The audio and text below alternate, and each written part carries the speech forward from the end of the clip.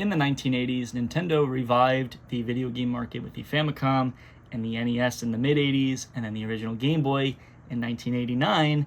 And then in 1990 and 1991, respectively, we got the Super Famicom and Super Nintendo that properly followed up Nintendo's success on previous hardware. But after the Super Nintendo, we went into an era of Nintendo history where we didn't quite have the same success.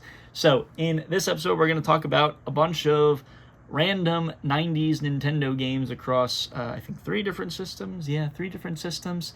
And it's just sort of doing a whole bunch of stuff. Anyway, so we're going to start with the follow-up to the Super Nintendo, and that would be the Virtual Boy, which is now a mostly erased piece of Nintendo's history. So initially releasing in Japan in July 1995, and then very quickly coming to North America just a month later in August 1995, it's this weird table-mounted handheld that had the first ever capability of doing stereoscopic 3D with these black and red graphics that was literally able to put depth to the games. So you would mount it on a table, you would have a controller in your hands, and you would put your eyes into this goggle-like display system, which, if that sounds complicated, it was. It sold horribly. It made people sick, was discontinued super quickly. So when you talk about Nintendo failures, there might be no bigger failure than the Virtual Boy. So naturally, why don't we talk about the 2 launch titles, or it might be 2 of the first, I think there's 4 launch titles maybe, but let's talk about 2 launch titles. The first one is a launch title for the Virtual Boy in Japan, but also a pack-in title for North America Virtual Boy, which I learned a lot during the Switch 2 news cycle that apparently Japanese culture doesn't really like pack-in titles because it feels like it devalues the work. I don't know if that's true, but that's what I remember hearing, so kind of interesting to hear the same thing happen now. Like, we also got like Wii Sports packed in, and in Japan, Wii Sports wasn't packed in with the Wii. Anyway, that very game is Mario's Tennis, which is developed by TOSC, who we've talked about so many times on this channel, and maybe makes a reappearance later in this episode. And it's tennis. Unsurprisingly, tennis with Mario. I don't know what more you want.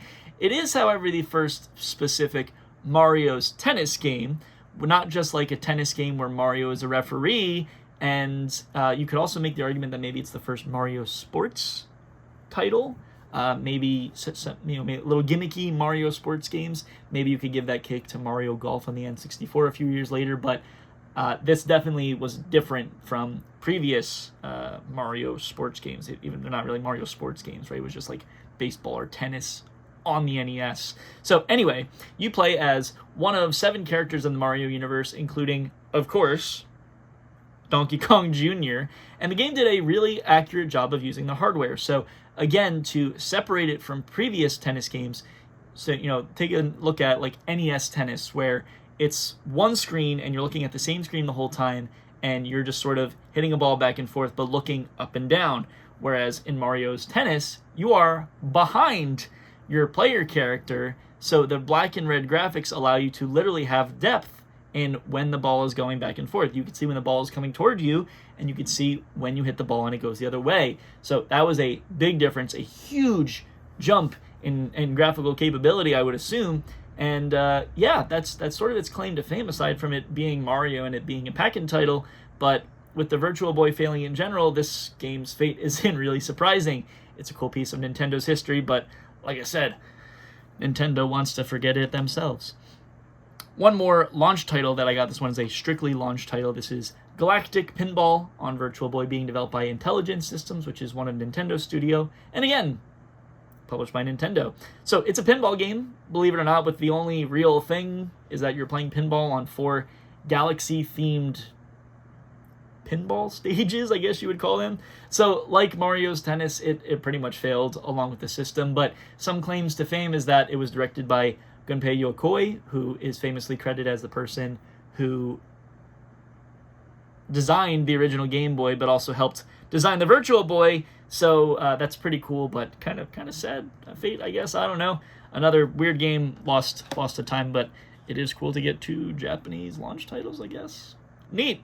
Anyway, from the ashes of the Virtual Boy came the Nintendo 64 in June 1996 in Japan, and 3 months later in North America in September 1996. And the N64 has its own release problems, its own competition problems, but it does have some of the most iconic games of all time. So even if it wasn't a true hit, it's definitely a cult favorite, maybe you could call it, if we're talking about Nintendo systems. So we talked about this system a few years ago, like a really early episode of Nihon no Konyu Shokai, but I do have one more game to show off, and that is Puzzle Bobble 64, but there's a lot of background here. So the original Bubble Bobble released in arcades all over the world in August 1986, and as a platforming series, it gained popularity once it came to the NES, but after some sequels over the years, the first Puzzle Bobble released in June 1994 exclusively in Japanese arcades, though GameFAQs notes that a North American release got canceled, so there's that. But we would get it shortly thereafter as Bust a Move, since Americans apparently couldn't wrap their head around the change from Bubble Bobble to Puzzle Bobble.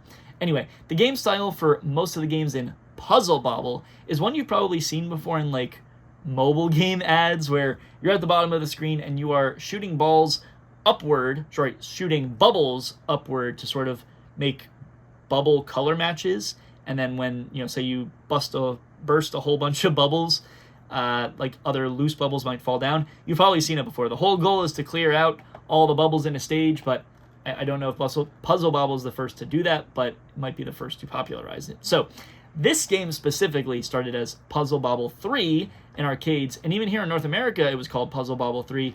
So it's a little puzzling, no pun intended, to me that when it started to get ported to home consoles, we got it as Bust a Move. So this game had a Saturn and a PS1 port, but finally in November 1998, Europe got Bust a Move 3DX on N64, developed by Distinctive Developments, which also did a Lemmings game on PS1, but also almost exclusively mobile games, so I don't know how that happened, and it was published by Acclaim. It then took 4 months for that European release to get to Japan as Puzzle Bobble 64 in March 1999, this time published by Taito, the main parent of the Puzzle Bobble series, and then almost 2 whole months later for us to get it as Bust a Move 99, again published by Acclaim here in North America. So very odd release history. Europe got it first. How does that happen?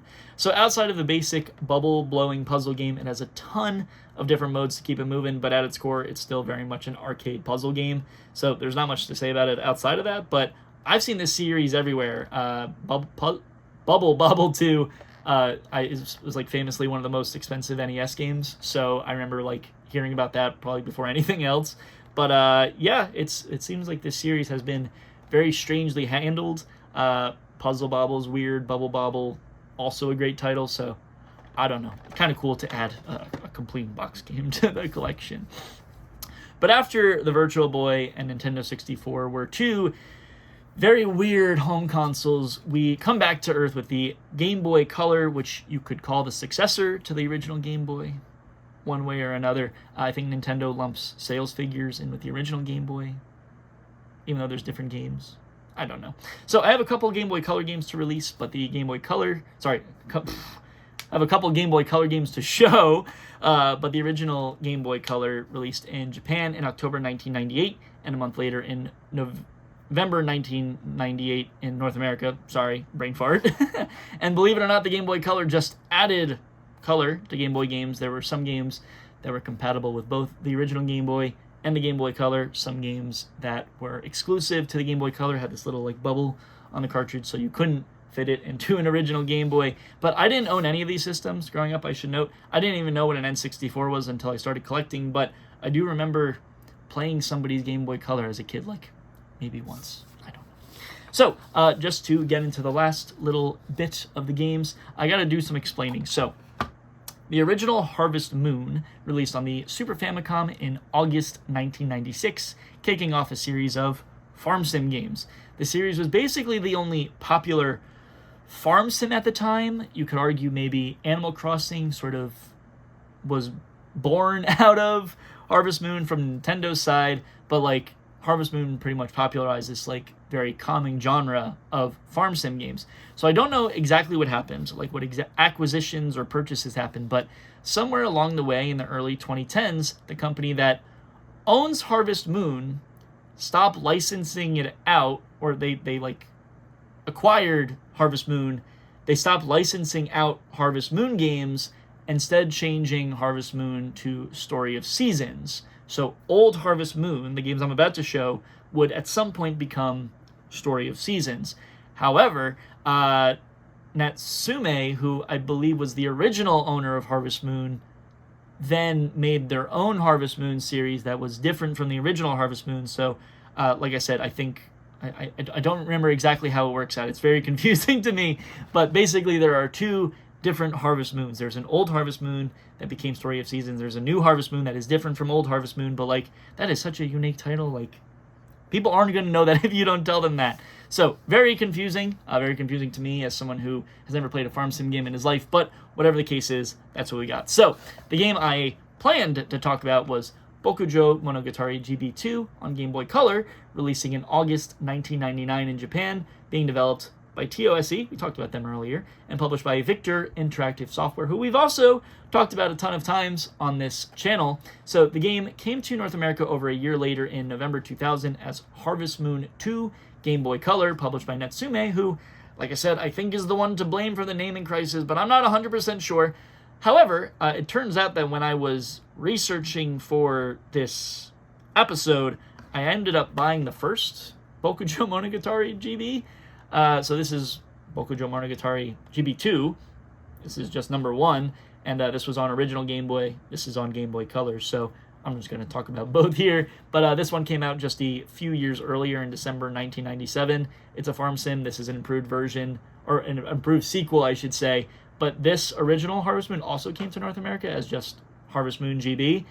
But it also got a Game Boy Color like DX version that didn't release in Japan. I don't know. It's a little confusing, but whatever the case is. So most of the games in the series allow you to simulate as a character, like allowing you to get married, but this one is seemingly known more for being very farming-centric.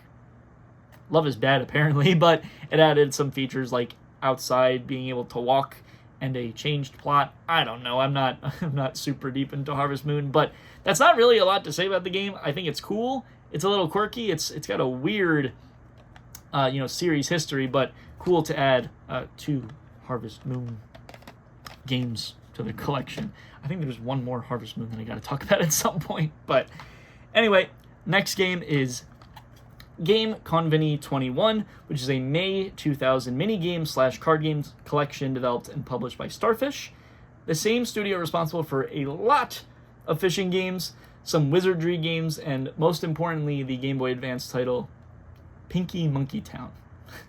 I don't know, it just stood out to me. So it's literally just that. It's a minigame collection, but if I'm not mistaken, Conveni is kind of like convenience. So if that's true, it makes sense as a Game Boy Color game that you give to a kid in a Game Boy Color for a long car ride or something, because there's a lot of variation in games in this minigame collection. So let me go through some of those. There is one of those sliding puzzles where you need to put like numbers in order. There's air hockey. There's a picture puzzle thing where you need to like rotate the pieces. There's some solitaire-like games. There's a fishing game. There's an Atari combat, type of game. There's an alleyway / brick breaker type of game.